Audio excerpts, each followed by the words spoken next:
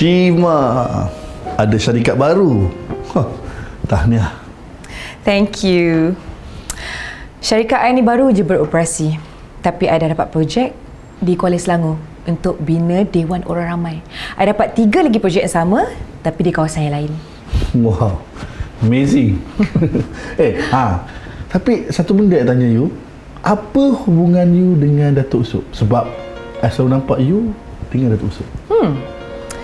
Good question actually. I memang nak cerita kat you so that you boleh bagi tahu Johari yang bisnes dia akan merosot. Merosot? Apa maksud you? So, hari tu kan ada cerita pasal Azira kan? Ni dah dia Azira, kawan lama aku.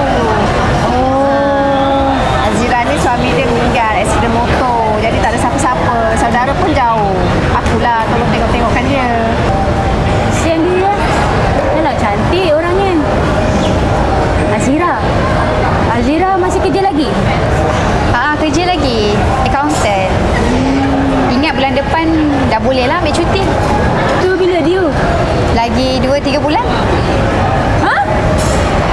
Sama lah dengan aku dah lah. Sama?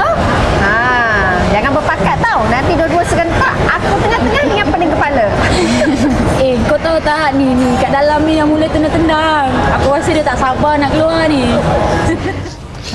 Mak, dah balik dah.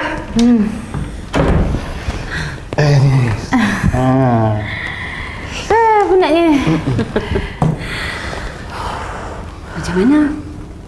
Doktor kata apa bila jangka bersalinnya? 20 April. Sama tarian jadi dengan Su. Alhamdulillah Su. Tengok kesabaran. Bukan senang tau nak dapat tarikh bersalin sama dengan tarikh lahir kita. Betul. Nanti dalam pertengahan bulan Su kena pergi jumpa doktor balik nak cek. Tapi doktor kata Alhamdulillah kandungan Su sihat.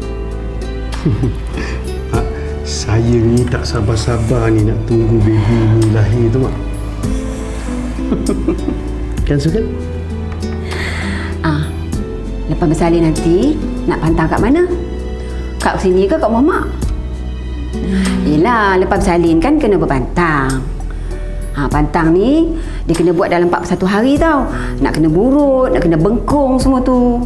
Yelah, nak bagi segar balik badan tu. Lepas tu kena buat mandi serong. Mandi serong tu apa, Mak? Datuk Yusof tu belum confirm lagi tau. Bila aku tanya je, dia cakap dalam pertimbangan. Kau follow up? Aku nak cerita ni. Shima baru buka perniagaan yang sama macam kau.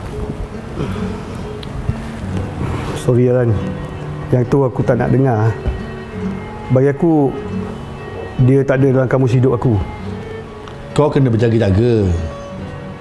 Shima, dia tahu selok-belok perniagaan kau. Lah, budak setahun jagung macam tu, apa pengalaman dia?